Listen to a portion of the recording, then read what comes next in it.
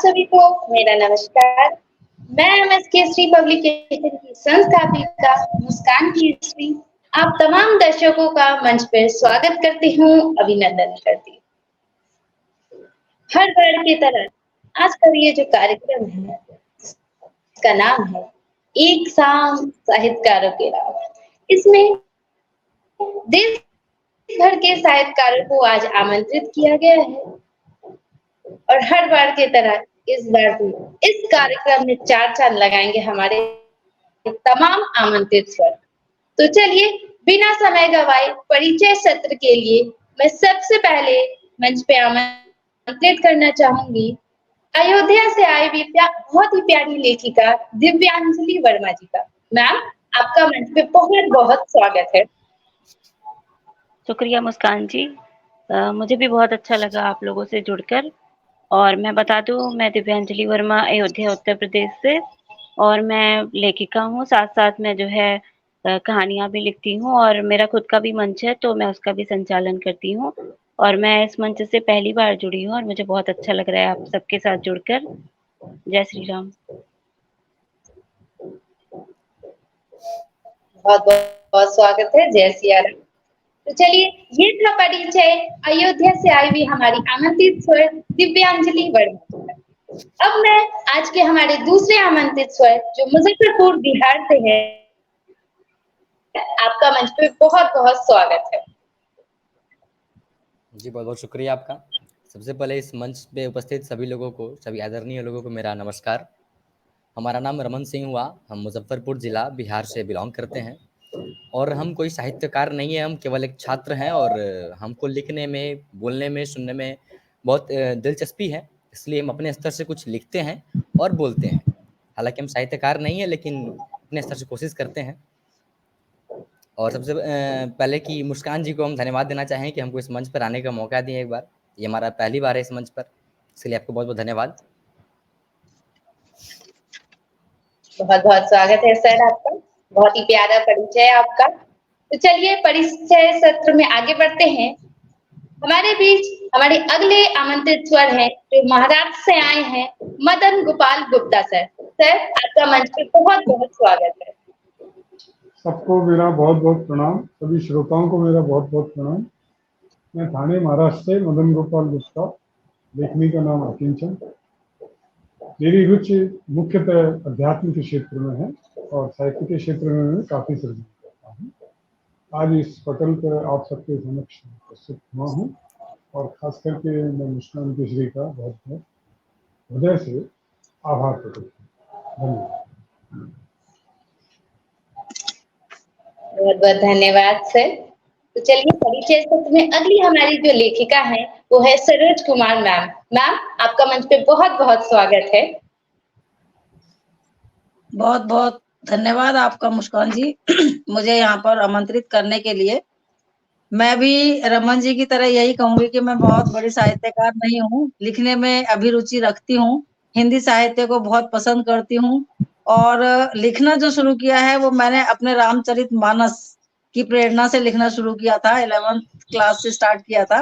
बचपन से रामचरितमानस में अभिरुचि रही और अभी भी है। लिखती हूँ हर चीज में, मतलब कविताएं भी लिखती हूँ, गद्य में भी कुछ कुछ लिखा हुआ है। अंतर्राष्ट्रीय काव्य प्रेमी मंच, कई मंचों से जुड़ी हुई हूँ। अंतर्राष्ट्रीय काव्य प्रेमी मंच है तंजानिया से, उससे जुड़ी हुई हूँ। नव प्रज्ञा है, काशी मंच है, उससे जुड़ी हुई हूँ। इसी तरीके से नव चेतना दोहा कतर, उससे भी जुड़ी हुई हूँ। और अनुपमा सबकी सहेली एक पत्रिका जो है, अभी लास्ट मंथ में उसका पहला अंक निकला है, तो पहले अंक में और अभी दूसरा अंक भी निकलने वाला है, दोनों अंक में मैंने अपनी रचनाएं दी हैं। तो साझा संकलन मेरे काफी हो चुके हैं और अंतर्राष्ट्रीय काव्य प्रेमी मंच में पहली महिला और कवियों पर कविता। इवन देन 11 मई को अभी दिल्ली में बहुत बड़ा एक विमोचन होने वाला है, भारत को जाने और आयुर्वेद को जाने, दोनों महान ग्रंथ हैं जो दोहा और चौपाइयों में लिखा गया है हमारे रामायण की तरह। उसमें भी मेरा जो है सृजन है जम्मू कश्मीर का इतिहास, तो वहां पर भी अभी मैं पहुंचने वाली हूँ और उसमें मैंने हरियाणा का संचालन भी किया था। बस एक यही छोटा सा परिचय है मेरा। बहुत ही प्यारा परिचय मैम, आपका मंच पे स्वागत है। तो चलिए परिचय सत्र की जो हमारी आज की आखिरी और अंतिम आमंत्रित स्वर हैं, जिनका नाम है मानसी सविता जी। मैम, आपका मंच पे बहुत-बहुत स्वागत है। कानपुर के उत्तर प्रदेश की निवासी हूँ। मैं एक कुशल शिक्षिका हूँ। के साथ मैं 1 साल से लगातार लिख रही हूँ। बहुत सारे मंच से जुड़ी हुई हूँ, जैसा कि सरोज मैम शायद ने मानसी जिस जी मंच को थोड़ा-सा दिक्कत आ गया है, कोई बात नहीं, मैं उनका परिचय आप सभी को बताती हूँ। उत्तर प्रदेश की रहने वाली मानसी सविता जी, अभी हाल ही में वो बीएड की तैयारी कर रही हैं। उनका लक्ष्य है कि वो एक अच्छी शिक्षिका बने और समाज में बच्चों को और हमारे जो युवाओं हैं, उनको साहित्य की ओर लेके चले, आगे बढ़ाए। यही उनका परिचय था, उनकी आगे हम लोग रचनाएँ भी सुनेंगे। ये थे आज के हमारे तमाम आमंत्रित स्वरों का परिचय। अब चलिए, अब बारी है एमएस केसरी पब्लिकेशन की परिचय। जैसा कि आप सभी तमाम दर्शकों को पता है, एमएस केसरी पब्लिकेशन मुजफ्फरपुर बिहार की साहित्यिक पब्लिकेशन है, जिसके तहत एकल पुस्तकें, साझा संकलन पुस्तकें प्रकाशित की जाती है और साथ ही साथ हर माह काव्य गोष्ठी, जुगलबंदी, कविता प्रतियोगिता, इंटरव्यू, एक शाम साहित्यकारों के नाम, इस तरह के तमाम कार्यक्रम ऑनलाइन और ऑफलाइन आयोजित किया जाता है। तो चलिए, ये था आज का हमारा परिचय सत्र। अब हम लोग आज के तमाम आमंत्रित स्वरों से उनकी रचनाओं को सुनेंगे। तो सबसे पहले अयोध्या की मैं दीपांजलि वर्मा जी को पुनः मंच पे स्वागत करूंगी। मैम, आपका मंच पे पुनः स्वागत है। आप अपने काव्य पाठ से आज का ये जो कार्यक्रम है, एक शाम साहित्यकारों के नाम की शुरुआत करें। जी, बहुत-बहुत शुक्रिया मुस्कान जी। और मंच पे जितने भी लोग उपस्थित हैं, सबको सादर नमन और साथ ही हमारे जो दर्शक हैं, उनको भी नमन है। और मेरी कविता आप लोग सुनिएगा, ये शिक्षा पे है, शिक्षा के महत्व पे, और इसकी सराहना ज़रूर कीजिएगा। तो मेरी कविता इस प्रकार है, शिक्षा का महत्व बस इतना है कि घर का बेटा पढ़े तो परिवार का पेट पले। शिक्षा का महत्व बस इतना है कि घर का बेटा पढ़े तो परिवार का पेट पले, जबकि बेटी पढ़े तो पूरा परिवार पढ़े। छोटे से काम में भी हुई जानकारी ज़रूरी, बिना शिक्षा अच्छे तरीके नहीं जान सकता कोई। संस्कार हो अपने या अपनी संस्कृति की जानकारी, भारत का इतिहास हो या दुनियादारी, बिना शिक्षा के कोई महत्व नहीं इनका। कब तक इशारों में कोई बात समझाएगा अपनी, भाषा से ही दूर-दूर तक पहुँचाएगा अपनी, भाषा से ही दूर-दूर तक बात पहुँचाएगा अपनी। शास्त्रों के अथाह ज्ञान की बात हो या पुराणों में लिखी कोई वैदिक बातें, बिना शिक्षा के इन सबको पढ़ पाना जैसे आसमान में कोरी कल्पना कर पाना। सच कहूँ तो जितना ज़रूरी है संस्कारी होना, सच कहूँ तो जितना ज़रूरी है संस्कारी होना, उससे ज़्यादा ज़रूरी है शिक्षा को महत्व देना। धन्यवाद।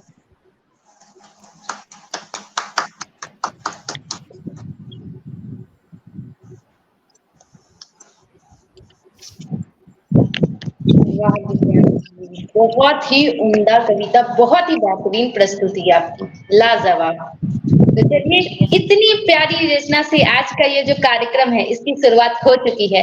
इस तरह से आपको तमाम कविताएं सुनने का अवसर मिलेगा। तो यूं ही आप मंच पे बने रहें और हमारे तमाम आमंत्रित स्वरों को प्रोत्साहित देते रहें, कमेंट और लाइक करने के माध्यम से। तो चलिए, इस सत्र में आगे बढ़ते हैं। अब मैं काव्य पाठ करने के लिए मंच पे रमन सिंह को आमंत्रित करना चाहूंगी। सर, आपका पुनः मंच पे बहुत-बहुत स्वागत है। बहुत-बहुत शुक्रिया मैम आपका। सबसे पहले तो हम एक बात बता दें कि आप में से सभी लोग बिहार के बाहर के हैं और हम बिहार के हैं, और हम अपने लेखनी के माध्यम से अपने बिहार को रिप्रेजेंट करने की कोशिश किए हैं थोड़ा-सा। बाद बाकी अगर कुछ गलती हो तो बताइएगा। बिल्कुल। शुरुआत करते हैं। आप खाइए पिज़्ज़ा बर्गर, हम तो दही चूड़ा के लिए तैयारी हैं। आप खाइए पिज़्ज़ा बर्गर, हम तो दही चूड़ा के लिए तैयारी हैं, काहे कि हम बिहारी हैं। आप खाइए इटालियन ये डिश, है। हमारे लिए आप खाइए इटालियन डिश, हमारे लिए दाल भात तरकारी है, काहे कि हम बिहारी हैं। आपकी माँ बहन पहनती होगी रंग बिरंगा विदेशी कपड़ा, कि आपकी माँ बहन पहनती होंगी रंग बिरंगा विदेशी कपड़ा, हमारे यहाँ सलवार सूट और साड़ी है, काहे कि हम बिहारी हैं। आप पहनिए 3 पीस और 2 पीस, हम तक कुर्ता पैजामा पहन गमछा रख तैयारी हैं, काहे कि हम बिहारी हैं। तुम जिस गंगाजल को इट्स जस्ट अ वाटर कहते हो, कि तुम जिस गंगाजल को इट्स जस्ट अ वाटर कहते हो, हम उसी गंगा मैया के पुजारी हैं, काहे कि हम बिहारी हैं। तुम सब पढ़ लिख कर एमएनसी संभालो, मल्टीनेशनल कंपनी। तुम सब पढ़ लिख कर एमएनसी संभालो, हमरा अधिकारी बनने का तैयारी है, काहे कि हम बिहारी हैं। तुम्हारा दिल टूटे तो तुम हाथ का नस काटते हो, हमरा टूटे तो सीधा यूपीएससी की तैयारी है, काहे कि हम बिहारी हैं। राजनीति हो, धंधा हो या नौकरी सरकारी हो, राजनीति हो, धंधा हो या नौकरी सरकारी हो, इन सब में सबसे ज्यादा हमारा भागीदारी है, काहे कि बिहार। हम बिहारी हैं। सूर्य को कोई पूजे या ना पूजे, सूर्य को कोई पूजे या ना पूजे, हम उगते तो उगते और डूबते सूरज के भी पुजारी हैं, काहे कि हम बिहारी हैं। जिसने जीत ली पूरी दुनिया, जिसने जीत ली पूरी दुनिया, वो सम्राट अशोक की धरती हमारी है, काहे कि हम बिहारी हैं। हम एक बिहारी 100 पर भारी हैं, कि हम एक बिहारी 100 पर भारी हैं, फिर भी हमें शांति ही प्यारी है, काहे कि हम बिहारी हैं। पेशे से एक किसान हैं, अब थोड़ा सच्चाई से वाकिफ कराते हैं, हमारे राजनीति करने वाले नेताओं की वजह से क्या हुआ है उससे वाकिफ कराते हैं।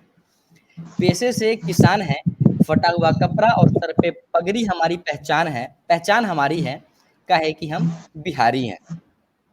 हमने अन्न उपजाकर पूरे देश को खिलाया, कि हमने अन्न उपजाकर पूरे देश को खिलाया, लेकिन आज भी बिहार के बाहर वाले कुछ लोग कहते हमको एक बीमारी है, काहे कि हम बिहारी हैं। बिहार के एक एक लोग प्रतिभाशाली हैं, फिर भी एक ठीक ठाक जिंदगी जीने के लिए संघर्ष हमारी जारी है, काहे कि हम बिहारी हैं। जहां मजदूर किसानों में भरा पड़ा ईमानदारी है और सत्ता में बैठे लोग बड़े भ्रष्टाचारी हैं, जी हाँ सरकार, हम बिहारी हैं। सत्ता में बैठे लोगों के पास करोड़ों करोड़ की सिर्फ गाड़ी है, तो वहीं युवाओं में फैला तगड़ा बेरोजगारी है, जी हाँ सरकार, हम उहे बिहारी हैं। मजदूरी करने बिहार से बाहर जाते हैं, लात गारी खाते हैं, फिर भी एकदम मौन हमारे सत्ता के अधिकारी है, जी हाँ सरकार, हम उहे बिहारी हैं। बहुत बहुत धन्यवाद आप सभी का। बहुत बढ़िया लिखा, बहुत ही बहुत उम्दा बढ़िया था। रमन जी, आपने जो है ना पूरे दिल का जी, आपने वो गुबार निकाल के रख दिया अपनी कविता में। पूरे बहुत बढ़िया। बिहार को बहुत ही रिप्रेजेंट उम्दा कर सर, दिया बहुत आपने। ही उम्दा।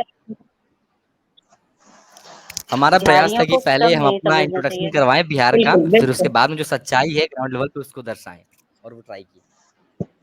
बहुत बढ़िया। बहुत कुछ ही और भी उम्दा लिखे सर। भोजपुरी में है, लेकिन बिल्कुल, जैसा कि भोजपुरी आप आप नहीं सभी समझ को पाएंगे। पता है,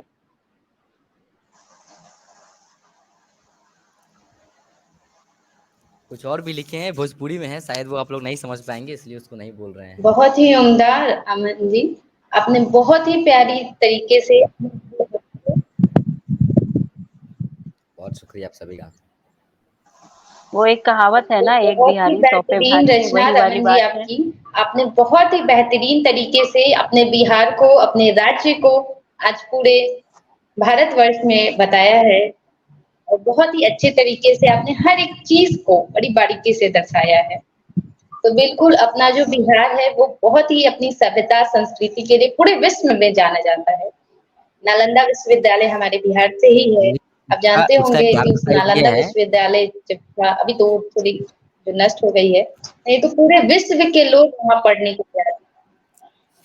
लेकिन हमारे तो बिहार का एक हमारा डार्क बिहार साइड जो ये भी है है वो कि पूरी हमारे सभ्यता पॉलिटिशियंस ने संस्कृति नौकरी से भरा बर्बाद हुआ कर है, दिया है। और आपको ये बहुत ही अच्छे तरीके से देखने को बिल्कुल, बिल्कुल। आपको ये बहुत ही अच्छे तरीके से देखने को मिलेगा। हमारे द्वारा जो 5 और 6 जून को कार्यक्रम आयोजित किया जा रहा है, वो पूरी बिहार की सभ्यता संस्कृति को अपनाते हुए दर्शाया जाएगा। तब आप सभी को पता चलेगा कि हमारा जो बिहार है, वो क्या लक्ष्य रखता है और हमारा बिहार क्यों अलग जाना जाता है। तो बिल्कुल आप सभी का मुजफ्फरपुर बिहार के कार्यक्रम में स्वागत है। आप सभी साहित्यकार हमारे मुजफ्फरपुर के कार्यक्रम में आए। और बाकी रमन जी की बात करें तो आपने बहुत ही प्यारे तरीके से अपनी कविता पाठ किया है। बहुत-बहुत शुभकामनाएं आपको। तो चलिए इस काव्य पाठ के सत्र में अब हम लोग आगे बढ़ते हैं। अब मैं मंच पे आमंत्रित करना चाहूंगी सरोज कुमार मैम का। मैम, आपका काव्य पाठ के लिए बहुत-बहुत स्वागत है। धन्यवाद मुस्कान जी। मैं जो है सभी श्रोतागणों का अभिनंदन करती हूँ और आपके समक्ष अपनी एक कविता जिसका शीर्षक है अजब दास्तां प्रस्तुत कर रही हूँ। यह कविता मैंने 1987 में तब लिखी थी जब मैं एक नव युवती थी, लड़की थी, शादी नहीं हुई थी। उस समय जो मेरे हृदय में उद्गारों ने जो उठते थे समाज को देख स्वागत करके, है वो मैम। मैंने कलमबद्ध किए, वो हृदय के उद्गार मैंने कलमबद्ध किए हैं। और सभी जो नव युवतियां हैं वो शायद अपने आप को इस कविता से जोड़ पाएंगी, ऐसी मैं आशा करती हूँ। तो कविता स्टार्ट करती हूँ। लेकर कागज कलम, लेकर कागज कलम बैठी थी हाथ में, स्वागत है। अजीबो गरीब आ रहे थे रात में। लेकर कागज कलम बैठी थी हाथ में, अजीबो गरीब ख्याल आ रहे थे रात में। ये दुनिया किसकी है और किसके लिए बनी है, ये दुनिया किसकी है और किसके लिए बनी है, इसकी हर बात लगती लहू से सनी है। संभल के कितना भी चलो, है दूर से ही काटने वाली, ये दुनिया नहीं है खुशियों के फूल बांटने वाली। इल्जाम लगाना दुनिया की आदत बन गई है, नहीं जीने देना है सुख से ये आपस में ठन गई है। समाज के हर शख्स को अपनी ही पड़ी है, और जिस भी महफिल में सुनो बस अफवाहों की लड़ी है। अपने गिरेबान में झांकता कोई नहीं है, अपने गिरेबान में झांकता कोई नहीं है, जो उन्होंने कह दिया बस सच, सच बस वही है। सच क्या है वो भी नहीं जानते हैं, शुक्र है कभी कभी इतना तो वो मानते हैं। सुना है किसी ने किसी के बारे में कहीं से, उड़ती आ रही है ये खबर बस वहीं से। अरे मैं ये सोचती हूँ, ये अंधों के पीछे अंधों की दौड़ क्या है, और किसी की बदनामी करने की भी होड़ क्या है। सुनी सुनाई को सब सुनाते फिरते हैं, सच क्या है साबित करने से भी डरते हैं। और मुश्किल हुआ है भाई के साथ भी निकलना, मुश्किल हुआ है भाई के साथ भी निकलना, उसके साथ भी निकलो तो फबते कसते हैं।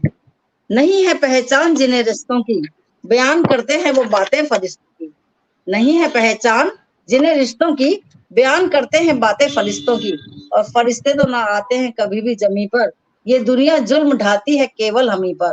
किसी ने हंसकर हमसे बोला ही क्या, और हर घर में मच गया जो तहलका।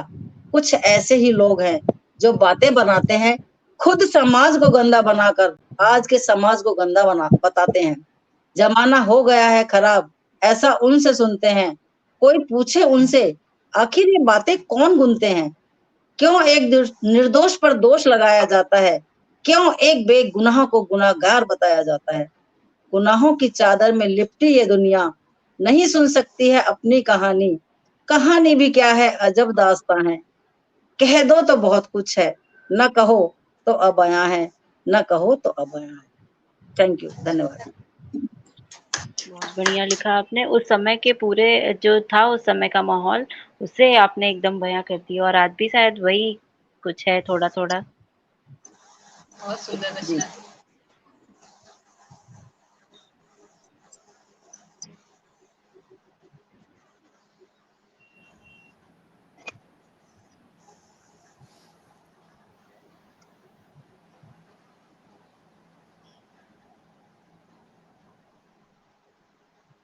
आपने जिस उम्र में लिखा था उसके हिसाब से मतलब काफी अच्छा लिखा था।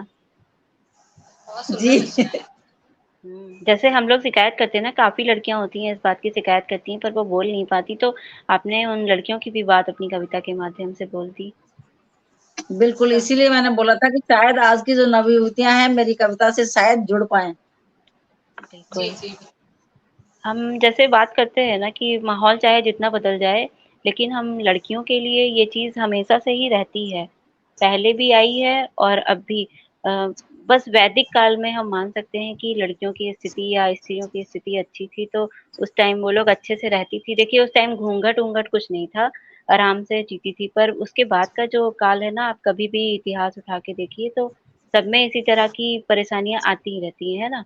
हम अक्सर सुनते रहते वो हैं कि परेशानियों का अ, माहौल जो बना था, वो जो परेशानियों का हाँ, माहौल बना था, अगर इतिहास उठाकर देखें तो बहुत हाँ, कुछ हाँ, जो हमारी गुलामी की स्थिति थी, उस गुलामी की हाँ, स्थिति की वजह से था। क्योंकि बहुत सालों तक पहले पुर्तगालियों के अगेंस्ट, फिर आपका मुगलों ब्रिटिश के ब्रिटिश साथ, फिर अंग्रेजों के साथ लगातार लगातार जो स्थितियां बनी हुई थी, वही हमारी मतलब उसकी वजह से ये सब हुआ था कि वो लोग हाँ, खुद तो सिक्योर रहते थे, लेकिन हम लोग अनसिक्योर होने की वजह से अपने आप को छिपा के रखना शुरू कर दिया था। तो वही, ऐसा कुछ मतलब नहीं है, ना पहले हमारे वैदिक काल में ना तो जात पात थी बिल्कुल और ना ही पर्दा प्रथा थी। औरतें हाँ, समकक्ष बिल्कुल मतलब खड़ी होती थी कंधे से कंधा मिला करके बिल्कुल पुरुषों के। सही कहा आपने। सीता जी को ही देख लीजिए, वन में गई थी तो वैसे तो हम लोग को दिखाया जाता है वो बहुत सीधी साधारण महिला, पर उन्हें भी बहुत ज्ञान था, योद्धा थी, मतलब लड़ने का और जंगल में वन में रहने का काफी ज्ञान था। ये मैं ऐसा सोचती हूँ कि हम महिलाओं को बिल्कुल सिक्योर करने बहुत के ही प्यार चक्कर में से ऐसे कर दिया। और बहुत ही अच्छा, बिल्कुल बहुत ही अच्छा है रचना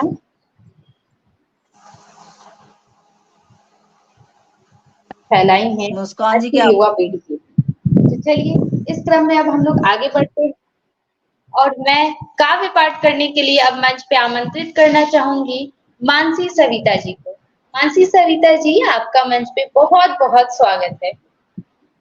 जी बहुत बहुत धन्यवाद मैम। मेरी जो आज की रचना है वो है मानसी उसका सविता जो जी, आपको आवाज आ रही है? जी मैम आपकी आवाज आ रही है। चलिए मानसी सविता जी को हो सकता है कि कुछ नेटवर्क इश्यू हो, कोई बात नहीं।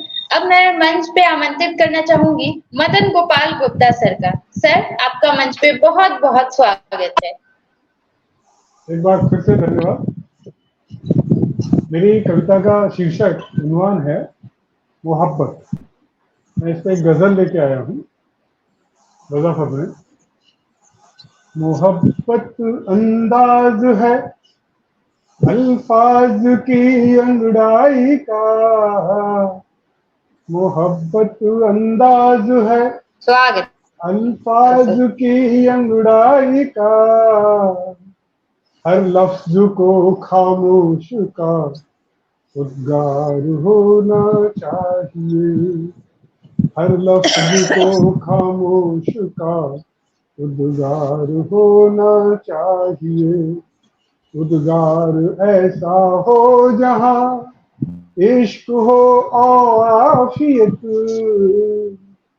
उद्गार ऐसा हो जहां इश्क हो और आफियत, उसको मुनाजिर तर्क से आजाद रहना चाहिए, उसको मुनाजिर तर्क से आजाद रहना चाहिए। करके मोहब्बत का सिला, करके मोहब्बत का सिला खुशनुमा होता नहीं, करके मोहब्बत का सिला खुशनुमा होना नहीं, मोहब्बत को तर्क तल से पार होना चाहिए, गुप चुप भी एक अंदाज है मोहब्बत की जुबां का, गुप चुप भी एक अंदाज है मोहब्बत की जुबां का, वल्लाह हबीबी की दुआ आमीन होनी चाहिए, वल्लाह हबीबी की दुआ आमीन होनी चाहिए। दर्द राक्षस अंधेरा मोहब्बत रब रोशनी, दर्द राक्षस अंधेरा मोहब्बत रब रोशनी, बन शुआए मेहर सनम, शुआए मेहर का अर्थ है तारों की रोशनी, बन शुआए मेहर सनम दिलों में जग जाइए, मोहब्बत अंदाज है, निखत गुल की मोहब्बत में छिप भंवर रस पी गया, निखत गुल की मोहब्बत में छिप भंवर रस पी गया, रस पी गया, रस पी गया, सच्ची मोहब्बत का सिला ये तो न होना चाहिए, सच्ची मोहब्बत का सिला ये तो न होना चाहिए। नफसानी होगर मोहब्बत, नफसानी का अर्थ है वासना से भरी हुई। नफसानी होगर मोहब्बत भटकती है जिस्म में, मोहब्बत की लहू को रूहानी होना चाहिए। मोहब्बत की लहू को रूहानी होना चाहिए। आखिर में है, मोहब्बत के पलों में बचता नहीं कोई मुहिब। मुहिब का अर्थ है प्रेमी, प्रेम करने वाला। मोहब्बत के पलों में बचता नहीं कोई मुहिब। उस नुकत पर अकिंचन, उस नुकत पर अकिंचन मोहब्बत ही होनी चाहिए। उस नुकत पर अकिंचन मोहब्बत ही होनी चाहिए। मोहब्बत अंदाज है अल्फाज की गहराई का, हर लफ्ज को खामोश का गुजार होना चाहिए। बहुत बढ़िया लिखा आपने। आप बता रहे थे कि आप आध्यात्मिक हैं और आपने गीता और रामायण का मतलब ट्रांसलेट किया, लेकिन उस हिसाब से आपने ये भी बहुत अच्छा लिखा है। नहीं, मैंने कहा मैं जैसे साहित्य में हूँ, गजल के लिए मैं बहुत अच्छी गजलें लिखता हूँ, और एक जो है इस्लामी संगठन है उससे जुड़ा हुआ हूँ, तो वो लोग प्रेरित करते रहते हैं कि आप हमारे लिए ये गजलें सच में काबिले कीजिए। तारीफ है। तो ऐसे कहते ही हैं मैं ना कि उनके, जब भी उनके पटल पे जाता हूँ तो गजलें लिखते हैं। नहीं, बहुत बढ़िया है। कहते हैं ना कि अगर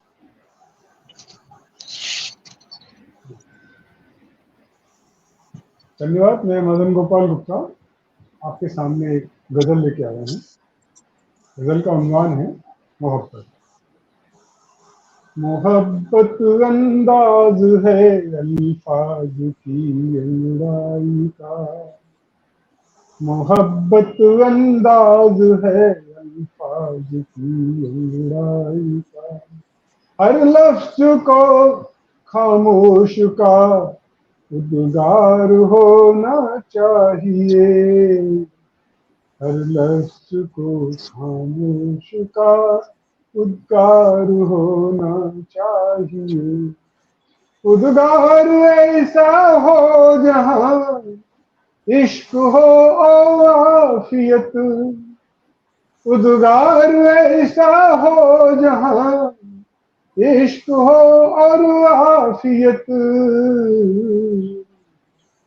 उसको मुनाजिर तल्ख से आजाद रहना चाहिए। उसको मुनाजिर तल्ख से आजाद रहना चाहिए। तन के मोहब्बत का सिला खुशनुमा होता नहीं, तन के मोहब्बत का सिला खुशनुमा होता नहीं। मोहब्बत को तर्क तल के पार होना चाहिए। मोहब्बत को तर्क तल के पार होना चाहिए।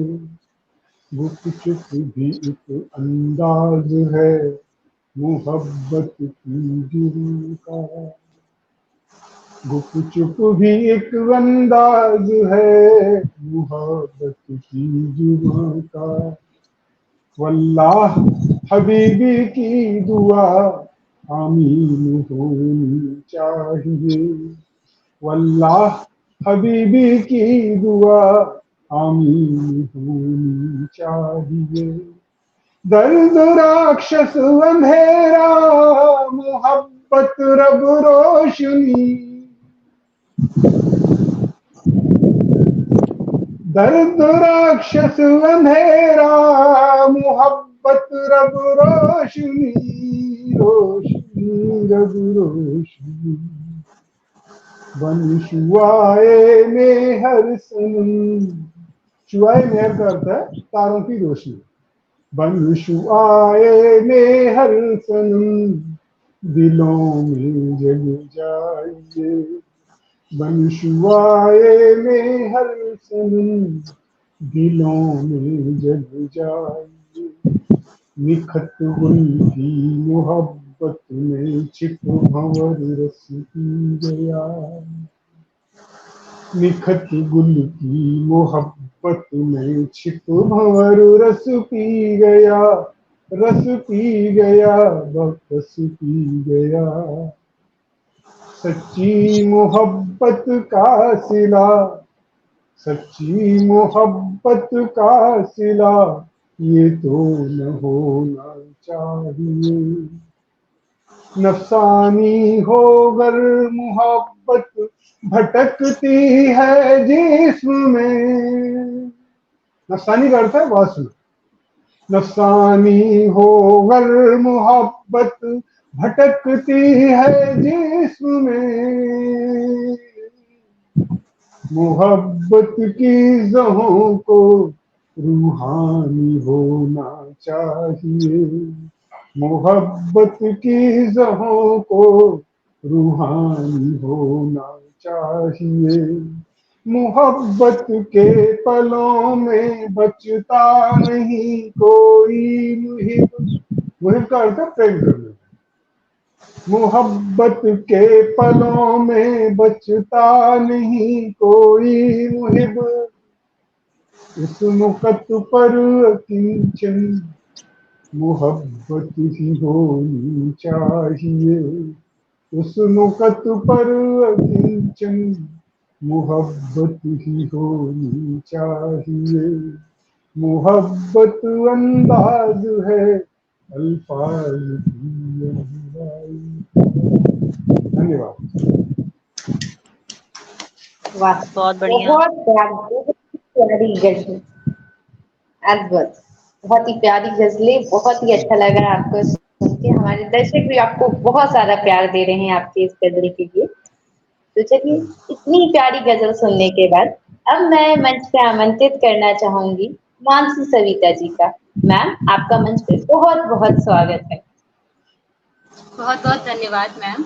मेरी जो आज की कविता है वो बिल्कुल छोटी सी है और उसका विषय है किताबें करती हैं बातें। जब जब मैं बैठी हूँ खिड़कियों में, मैं बैठी हूँ खिड़कियों में, रोती हूँ, चीखती हूँ और टूटती हूँ सिसकियों में। मुझे कोई संभाल पाए संभव ही नहीं, किताब है वो मेरी दोस्त सबने सुना सकी। किताब करती है मानो जैसे मुझसे बात, बीत जाती मेरी ऐसी हल्की रात, रखी दुख में मैं खोलती हूँ अपनी तमाम किताबें। किताबें जैसे मेरे दुख को जान जाती हैं, किताबें जैसे मेरे दुख को जान जाती हैं, वैसे अनुभव भरे सब मुझे दिखलाती है। मुस्कुरा के किताबों में मसरूफ पाया है, किताबें बोली चलो कोई मेरी वजह से तो मुस्कुराया है, किताबें बोली चलो कोई मेरी वजह से तो मुस्कुराया है। किताबें सच में करती हैं बातें, कभी गौर करना आप भी, दिन रात ऐसे बीत जाते जैसे वो सच्ची दोस्त हैं आपकी, दिन रात ऐसे बीत जाते जैसे वो सच्ची दोस्त हैं आपकी। किताबें सच में किताबें सच में करती हैं बातें, कभी गौर करना, दिन रात ऐसे बीत जाते जैसे वो सच्ची दोस्त हैं आपकी। किताबें हम सबसे कभी कभी रूठ जाती है, वक्त इतना है मुझको देखो पढ़ भी ना पाती हो। चलो फिर हम अपनी किताबों को मनाते हैं, बचकानी हरकत कर उन्हें जरा बता दो। झट से प्यारी किताबें मेरी मान भी जाओ, प्यारी किताबों की बात याद आ गई। धन्यवाद।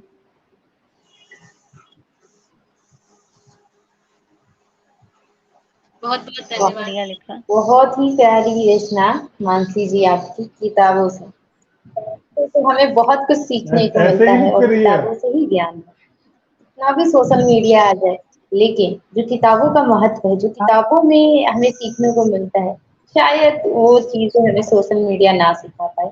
तो बहुत ही प्यारा संदेश, बहुत ही प्यारी प्रस्तुति आपकी। तो चलिए, ये मानसी था जी, आज के हमारे तमाम आमंत्रित स्वरूप का काव्य पाठ। मानसी जी, आपने किताबों को जो बताया है ना, ये वाकई अगर हमारे आसपास कोई ना हो ना और सिर्फ किताबें हों, तो हम पूरी जिंदगी बिता सकते हैं उनके बीच में। तो ये जी बहुत मैम। अच्छी दोस्त होती है हमारी।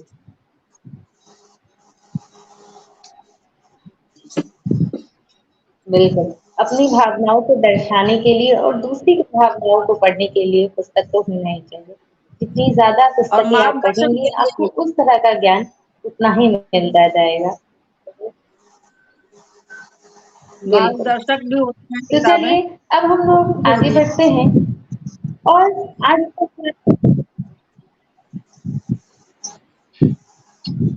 बिल्कुल, बिल्कुल मैम। तो चलिए, अब हम लोग आगे बढ़ते हैं। अब बात करते हैं आज के हमारे तमाम दर्शकों को बारे में, जिन्होंने लगभग आधे घंटे से आप तमाम आमंत्रित स्वरों को इतना प्रोत्साहित किया है। उनके बारे में आप सभी क्या कहना चाहते हैं? तो चलिए, सबसे पहले हम लोग जानते हैं रमन सिंह जी से कि रमन सिंह जी सर, आप हमारे दर्शकों को क्या कहना चाहेंगे? जो आपको लगातार आधे घंटे से देख रहे थे और लाइव के माध्यम से आप सभी को बेहद प्यार दे रहे थे।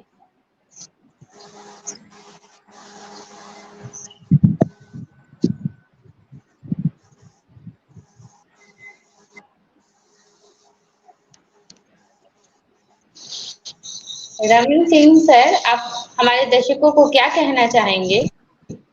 मेरी रमन सिंह आवाज़ जी, नहीं आ आपकी रही है? आवाज नहीं आ रही है। नहीं, अब आ रही है आवाज़? हेलो? शायद उन्हें कुछ नेटवर्क इश्यू होगा, कोई बात अभी आ नहीं। रही है। धीरे-धीरे अभी हाँ, अब आ अभी रही है आवाज़ आवाज़? आ हेलो? रही है, स्वागत है सर। हाँ, अब आ रही है, आप बोलिए। सबसे पहले जितने भी जी, जी, श्रोतागण, आवाज़ आ जितने रही भी है, स्वागत दर्शकगण है सर। हमें देख रहे हैं, जितने भी लोग हमें सुन रहे हैं, सभी को बहुत-बहुत धन्यवाद, जो आपने अपना बेशकीमती समय निकाल कर के हमें सुनने का काम किया। और हमारे साथ इस मंच पर जितने भी लोग जुड़े हुए हैं, सभी लोग अपने-अपने स्तर से साहित्यकार हैं, कुछ लोग गज़ल लाए हैं, कुछ लोग कविता लाए हैं और आपको कहीं न कहीं मनोरंजन करने का आपका काम कर रहे हैं। तो आप सभी का काम बनता है कि आप सभी हमें सराहना करें, हमारा सराहना करें और हमारे काम के बारे में बताएँ कि कहाँ गलती हो रही है, कहाँ त्रुटि हो रही है, कहाँ हम सुधार कर सकते हैं। बाकी अगर आप इनके चैनल पे देख रही हैं, मुस्कान केसरी जी के चैनल पे देख रही हैं, तो आप उनको भी सपोर्ट कीजिए, बहुत बढ़िया काम कर रही हैं वो भी। सभी देश भर के तमाम लोगों को एक साथ लाने का काम कर रही हैं। यही। बिल्कुल।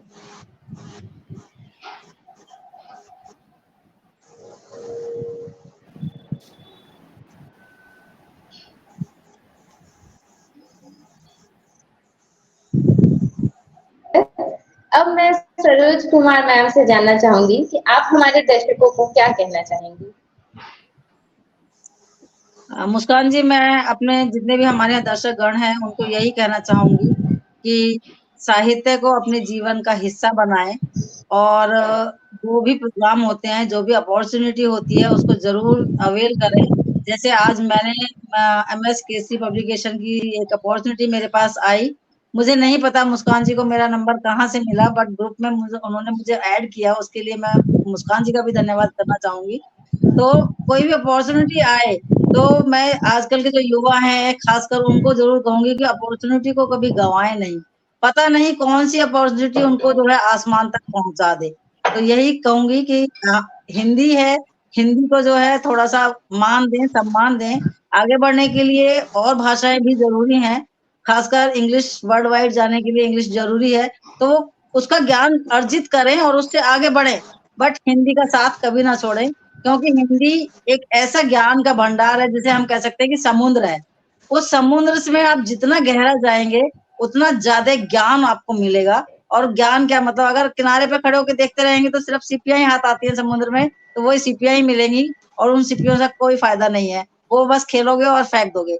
लेकिन जो रत्न होता है, अगर वो एक भी मिल गया है हिंदी के समुद्र में जाने के बाद, तो वो आप उसको जरूर संभाल के रखोगे। तो मैं बस यही कहूंगी कि साहित्य सागर में डुबकियां जरूर लगाएं और इस तरह की अपॉर्चुनिटी को जरूर जो है ज्वाइन करें।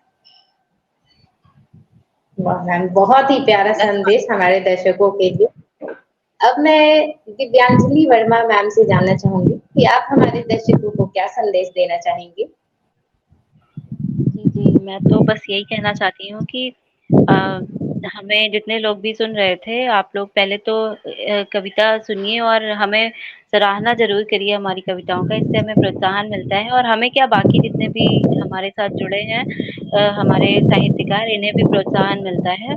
और मैं ये भी कहूँगी कि आप लोग मुस्कान केसरी पब्लिकेशन से जुड़िए और आप भी आइए मंच पे और अपनी कविता पाठ करिए, क्योंकि इससे होता ये है कि हम जितना लाइव आके अपनी कविता का वाचन करते हैं, गायन करते हैं, उतना ही हमें कॉन्फिडेंस आता है और फिर हम और अच्छे से लिखना जान सकते हैं, क्योंकि सिर्फ लिखने से कुछ नहीं होता है जब तक उसे बोला ना जाए।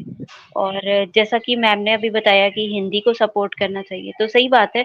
आजकल भले ही इंग्लिश का ज़माना ज़्यादा हो गया हो, लेकिन हिंदी को भूलना नहीं चाहिए, वो तो हमारी मातृभाषा है। जैसे मेरा एक ये भी मानना है कि जैसे आज विश्व में इंग्लिश को इंटरनेशनल मतलब लैंग्वेज कहते हैं, तो ऐसा भी तो हो सकता है ना कि हिंदी भी एक इंटरनेशनल लैंग्वेज के रूप में उभर के सामने आए। तो आप लोग ज़रूर सपोर्ट करिए हिंदी साहित्य को, जिससे ये साकार हो सके ये सपना। धन्यवाद। बहुत बढ़िया। बहुत ही प्यारा संदेश, बहुत ही प्यारा जागरूक। चलिए अब मैं मदन गोपाल गुप्ता सर से जानना चाहूंगी कि वो हमारे दर्शकों को क्या कहना चाहते हैं।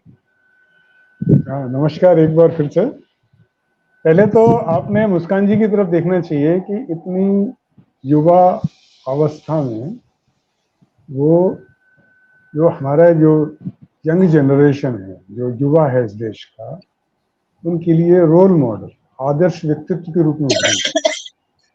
इस पटल को चलाना, एक साहित्य संस्था को चलाना, प्रकाशन को चलाना आसान काम नहीं है, और उसमें भी इतना धैर्य रखे, इतना समय निकाल के जो प्रतिष्ठित कवि हैं या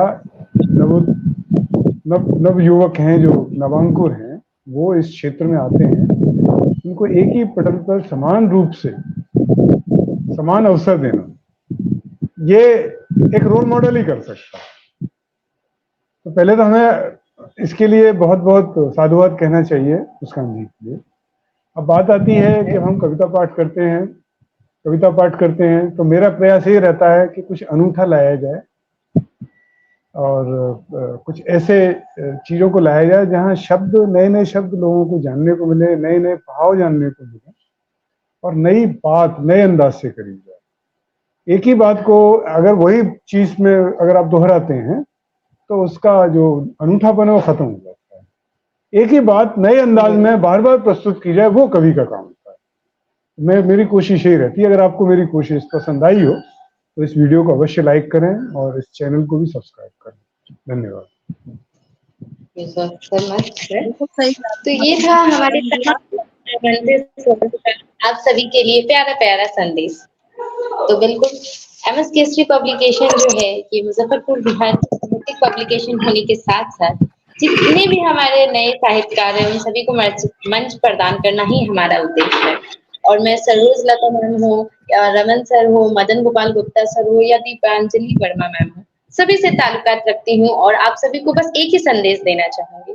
हमारा जो साहित्य है वो हम ही से चलता है, या कोई भी क्षेत्र हो, उस क्षेत्र में अगर आप निरंतर कार्य करेंगे तभी वो आगे बढ़ेगा। तो एक जनरेशन अगर अपनी दूसरी जनरेशन को एक अच्छा सा मंच बताए कि आप यहाँ पे जाके अपनी प्रतिभा का प्रदर्शन कर सकते हैं, आप अच्छे से आगे बढ़ सकते हैं, तो वो कभी खत्म भी नहीं होगा और वो चीज लगातार बढ़ते आएगा। तो हमारा साहित्य है कई राज्यों से समाप्त होता हुआ दिख रहा है।